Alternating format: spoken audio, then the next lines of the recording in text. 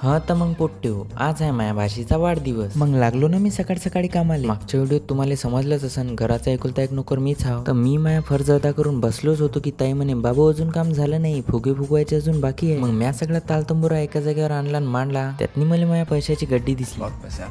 तुमच्यातल्या कोणाला पैसे लागलेत मला सांगा, फक्त सांगा बरं, मागू नका. फुगे फुगवायला बसलोच होतो की हे मच्छरदानी फाटकी निघली. मच्छरदानी बदलायला आलो तर त्याचा सेम कलर पण नव्हता. लाल कलर घेतला, भाजीपाला घेऊन घरी आलो. बाहेरून ये लोक, मा बहिणीने पण थोडेसे फुगे फुगून ठेवले होते. चला म्हटलं आपण पण आपल्या हिश्श्याचे फुगे फुगून टाकू. मला तुम्ही कमेंट मध्ये सांगा, हे वाली मच्छरदानी सुधी होती का आंधीलची. राहिलं सुईला डेकोरेशन पण करून टाकलं. मला तुम्ही कमेंट करून सांगा की डेकोरेशन कसं दिसू राहिलं. पाणी कमी पडल म्हणून पाणी घेऊन आलो. त्याच्या बाद आलो मी पुंजाने कॉम्प्लेक्स मध्ये सर्वज्ञ गिफ्ट अँड आर्टिकल्स वर. कोणासाठी काही गिफ्ट घ्यायचं असेल तर चांगला डिस्काउंट भेटून जाते. म्या माझ्या भाषेसाठी हे बोलणारं कॅक्टसचं झाड घेतलं, त्याला मस्त पन्नीत गुंडाय केला आणि घरी घेऊन आलो. हे पण मग भाषेच्या वाढदिवसाचा केक, तिचा होता 5वा वाढदिवस. मेणबत्त्या लावून मस्तपैकी केक कापला, लोकल चिवडा खाऊ घालून हकालून दिलं. आत्ताच्या लेकरायला मस्त गिफ्ट भेटते आणि जेव्हा मी लहान होतो तेव्हा आम्हाला बिस्किटाचे पुढे देत जात. इकडे लपू लपू फुगे फोडणं सुरू आहे. म्या दिलेलं गिफ्ट मा भाषेला लय आवडलं वाटते. हे पैशावाल्या माणसानं पण एक बावलं आणलं, त्याच्यासोबत पण ते मस्त खेळू राहिली. पसारा आवर सावर केला, खाय गुदाड केले, झोपून गेलो.